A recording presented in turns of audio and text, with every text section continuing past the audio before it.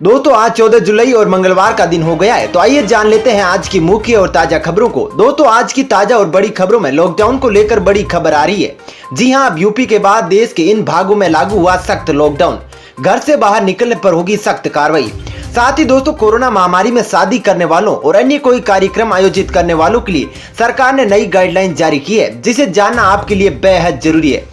साथ ही दोस्तों अब ये दिग्गज कंपनी भारत में लगाएगी खूब पैसा, सभी भारतीयों को होगा बड़ा फायदा। जी हाँ, तो इस खबर के बारे में भी आपको बताएंगे। साथ ही दोस्तों अगले 20 दिनों में आसमान में घटने वाली है ये विचित्र घटना, जिसे आपने पहले कभी नहीं देखा होगा, तो जानेंगे इस अपडेट के बारे में। साथ ही दोस्तों भारत चीन सीमा विवाद, सोनू सूद हवाई जहाज में यात्रा करने वालों पर तथा मौसम से जुड़ी और कोरोना वैक्सीन को लेकर भी बड़ी खबरें हैं, जिसे जानना आपके लिए बेहद जरूरी है। तो दोस्तों वीडियो में आगे बढ़ने से पहले आपसे निवेदन है कि इस वीडियो को लाइक और शेयर जरूर करें। साथ ही वीडियो को अंत तक जरूर देखें ताकि आप कम समय में बड़ी खबरों से अपडेट हो सके। साथ ही दोस्तों वीडियो के बारे में आपकी जो भी और जैसी भी राय हो कमेंट करके जरूर बताइए। इसी के साथ दोस्तों कमेंट करके यह भी बताइए कि क्या लॉकडाउन पूरे देश में एक बार फिर से लागू होगा या नहीं। आपकी जो भी राय हो जरूर बताइए। तो चलिए दोस्तों बिना देरी किए फटाफट से जानते हैं आज की सभी बड़ी खबरों को। पहली खबर, यूपी के बाद देश के विभिन्न हिस्सों में बढ़ाया गया लॉकडाउन। जी दोस्तों कोरोना के बढ़ते मामलों के बीच कई प्रदेशों और शहरों में एक बार फिर लॉकडाउन लागू किया जा रहा है। बता दें कि उत्तर प्रदेश में हर शनिवार और रविवार को लॉकडाउन लगाने का फैसला किया गया है, जबकि जम्मू कश्मीर के श्रीनगर समेत कई इलाकों में आज से लॉकडाउन लगा दिया गया है। इसके अलावा महाराष्ट्र के पुणे में 23 जुलाई तक लॉकडाउन लगाने का फैसला किया गया है। वहीं तमिलनाडु के मदुरै में लॉकडाउन आज यानी 14 जुलाई तक लागू रहेगा। बता दें कि यहाँ पर कल लॉकडाउन खत्म होने वाला था, जिसे बढ़ाकर 14 जुलाई तक कर दिया गया है। वहीं शिलोंग में भी आज तक लॉकडाउन लगाया गया है। इसी के साथ जम्मू कश्मीर के कई इलाकों में कल से लॉकडाउन लागू कर दिया गया है। बता दें कि प्रशासन का कहना है कि पिछले 2 हफ्ते से घाटी में कोरोना के कारण मौतों का सिलसिला बढ़ गया है। इस वजह से अधिकारियों ने दोबारा लॉकडाउन लगाने की अपील की थी। इस अपील के आधार पर लॉकडाउन लागू किया गया है। वहीं महाराष्ट्र में कोरोना संकट गहराता जा रहा है। इसके साथ ही मुंबई के अलावा पुणे में मरीजों का आंकड़ा तेजी से बढ़ रहा है। पुणे में प्रशासन ने आज से 23 जुलाई तक लॉकडाउन का ऐलान किया है। साथ ही 14 से 18 जुलाई तक संपूर्ण लॉकडाउन रहेगा, जबकि 19 से 23 जुलाई तक लॉकडाउन में कुछ छूट दी जाएगी। वहीं कर्नाटक की राजधानी बेंगलुरु में कोरोना के बढ़ते मामलों के साथ राज्य सरकार ने फैसला किया है कि 14 जुलाई की रात 8 बजे से 22 जुलाई की सुबह 5 बजे तक लॉकडाउन लगाया जाएगा। इस दौरान आवश्यक सेवाओं को छोड़कर किसी को भी छूट नहीं दी जाएगी और घरों से बाहर निकलने पर सख्त मना होगी। अगर ऐसा करता पाया गया तो उसके खिलाफ सख्त कार्रवाई की जाएगी। चलिए दोस्तों अब जानते हैं अगली खबर। कोरोना काल में बदल गया फ्लाइट से ट्रेवल करने का यह नियम, जानिए क्या है नया अपडेट। जी दोस्तों सिविल एविएशन मिनिस्ट्री ने फ्लाइट में ट्रेवल करने के लिए यात्रियों को भरे जाने वाले सेल्फ डिक्लेरेशन फॉर्म को अपडेट किया है। मिनिस्ट्री ने सभी एयरलाइंस को जानकारी दी है कि जो यात्री बीते 21 दिनों में कोरोना पॉजिटिव नहीं पाए गए हैं, उन्हें ही ट्रेवल करने की अनुमति दी जाएगी। 21 दिन की यह समय सीमा यात्रा की तारीख से पहले की होगी। चलिए दोस्तों अब जानते हैं अगली खबर। सोशल मीडिया पर उड़ी हेमा मालिनी की तबीयत बिगड़ने की खबर, एक्ट्रेस ने खुद बताया सच। जी दोस्तों बॉलीवुड एक्टर अमिताभ बच्चन और अभिषेक बच्चन के कोरोना पॉजिटिव होने के बाद सोशल मीडिया पर यह अफवाह उड़ने लगी थी कि ड्रीम गर्ल हेमा मालिनी की भी तबीयत बिगड़ गई है।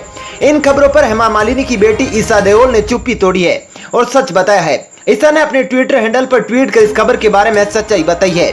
ईशा ने अपने ट्वीट में लिखा, मेरी मां हेमा मालिनी एकदम फिट और ठीक है। उनकी हेल्थ से जुड़ी जो भी न्यूज सोशल मीडिया पर चल रही है वो पूरी तरह से गलत और फेक है, इसीलिए इन अफवाहों पर बिल्कुल भी ध्यान न दे और न ही इन पर रिएक्ट करे। चलिए दोस्तों अब जानते हैं अगली खबर।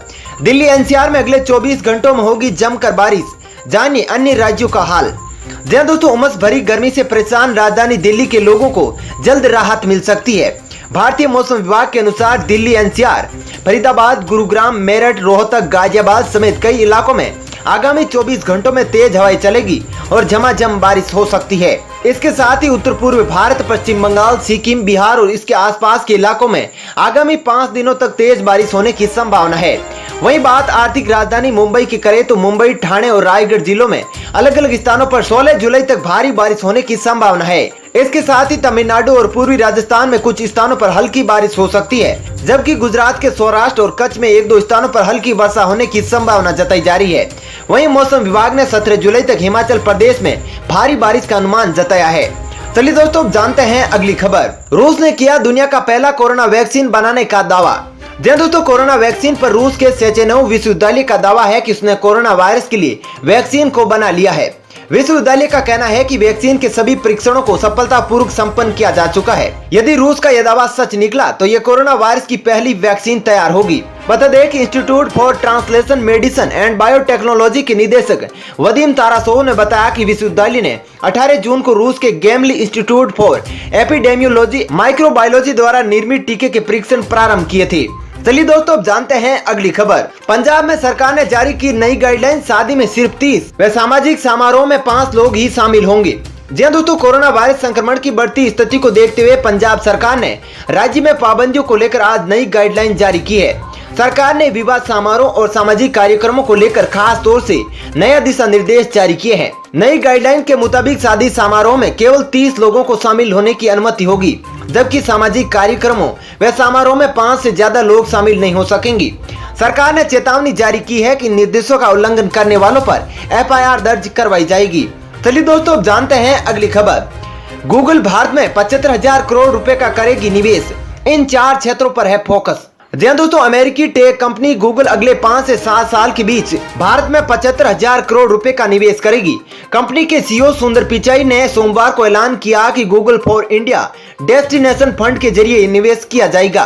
गूगल फॉर इंडिया इवेंट को संबोधित करते हुए पिचाई ने भरोसा जताया कि यह कदम भारत के भविष्य और उसकी डिजिटल इकोनॉमी में कंपनी के भरोसे को दर्शाता है।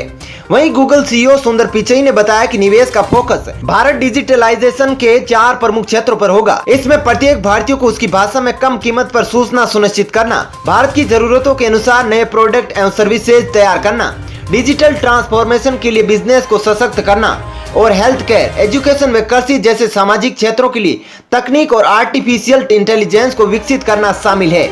चलिए दोस्तों, अब जानते हैं अगली खबर। भारत और चीन के बीच आज होगी कमांडर स्तर की वार्ता, दोनों सेनाओं के पूर्ण विघटन पर रहेगा जोर। जी दोस्तों, पूर्वी लद्दाख के चुशूल में भारत और चीन के बीच आज मंगलवार को कोर कमांडर स्तर की वार्ता होगी। भारतीय सेना के अनुसार वार्ता मुख्य रूप से वास्तविक नियंत्रण रेखा यानी LAC पर दोनों सेनाओं के विघटन के दूसरे चरण पर केंद्रित रहेगी। वहीं पूर्वी लद्दाख में सैनिकों के पूर्ण विघटन के हिस्से के रूप में शांति बढ़ाने के लिए एक रोड मैप को अंतिम रूप देने के साथ साथ अगले चरण के लिए तौर तरीकों पर जोर देने के लिए यह वार्ता होगी। चलिए दोस्तों, अब जानते हैं अगली खबर। केरल सोना तस्करी मामले में कोर्ट ने स्वप्ना सुरेश और संदीप नायर को 8 दिन के लिए NIA हिरासत में भेजा। जी दोस्तों, केरल में सोना तस्करी के मामले में राष्ट्रीय जांच एजेंसी NIA ने गैर कानूनी गतिविधि यानी रोकथाम अधिनियम 1967 के तहत FIR दर्ज किया है। FIR में सारथ PS, स्वप्ना प्रभा सुरेश, फाजिल फरीद और संदीप नायर को आरोपी बनाया गया है। वहीं NIA ने इस मामले में 2 आरोपियों स्वप्ना सुरेश और संदीप नायर को बेंगलुरु से गिरफ्तार किया था। बता दें कि इन दोनों को फिलहाल 2 दिन के लिए न्यायिक हिरासत में भेजा गया था। वहीं सोमवार को दोनों आरोपियों को NIA कोर्ट ने 8 दिन के लिए NIA हिरासत में भेज दिया है। चलिए दोस्तों, अब जानते हैं अगली खबर। एम्स के डायरेक्टर ने कोरोना को लेकर जताई चिंता, कहा ब्रेन, किडनी और हार्ट पर भी हमला कर रहा है वायरस। जी दोस्तों, कोरोना वायरस ने करीब 7 महीने पहले भारत में दस्तक दी थी। तब से लेकर अब तक हालात बिल्कुल बदल गए हैं। अब न सिर्फ दिन में हजारों की संख्या में लोग इस वायरस के शिकार हो रहे हैं, बल्कि इस वायरस ने अपना मिजाज भी बदल दिया है। अब ये वायरस किसी मरीज के सिर्फ फेफड़ों पर ही अटैक नहीं करता है, बल्कि ये ब्रेन, किडनी और हार्ट पर भी बड़े पैमाने पर नुकसान पहुंचा रहा है। इस बात का खुलासा अखिल भारतीय आयुर्विज्ञान संस्थान यानी एम्स के डायरेक्टर रणदीप गुलेरिया ने किया है। डॉक्टर गुलेरिया के मुताबिक CT स्कैन में यह भी पता चला है कि वायरस से उबरने के 3 महीने बाद भी फेफड़ों की समस्याएं बनी रहती है। चलिए दोस्तों, अब जानते हैं अगली खबर। बॉलीवुड को एक और बड़ा झटका, अभिनेत्री दिव्या चोपसे का निधन, आखिरी ट्वीट में मांगी थी मदद। दोस्तों, साल 2020 बॉलीवुड के लिए काल साबित हो रहा है। एक के बाद एक सिनेमा के झटके लग रहे हैं। अब खबर सामने आई है कि अभिनेत्री व मॉडल दिव्या चोपसे ने इस दुनिया को अलविदा कह दिया है। दिव्या चोपसे के निधन की जानकारी उनकी दोस्त और बहन ने फेसबुक पर दी है। दिव्या चोपसे के निधन की खबर सामने आने के साथ ही फैंस ने अभिनेत्री को सोशल मीडिया पर श्रद्धांजलि देना शुरू कर दिया है।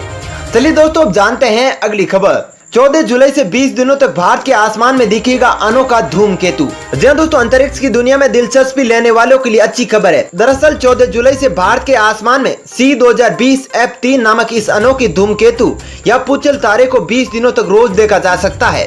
बता दें कि 14 जुलाई से हर रोज इस धूमकेतु को 20 मिनट तक लोग देख सकेंगे।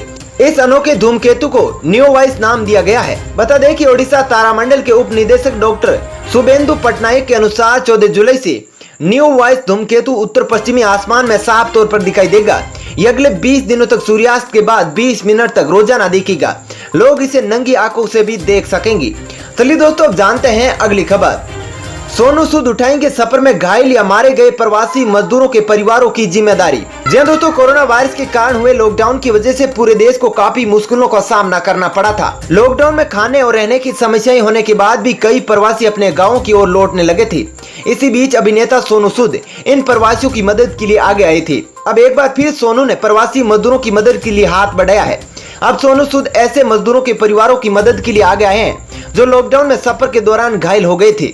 इस काम में उनकी दोस्त नीति गोयल भी उनका साथ दे रही है। ये दोनों मिलकर इन प्रवासियों के परिवारों को आर्थिक मदद करेंगे।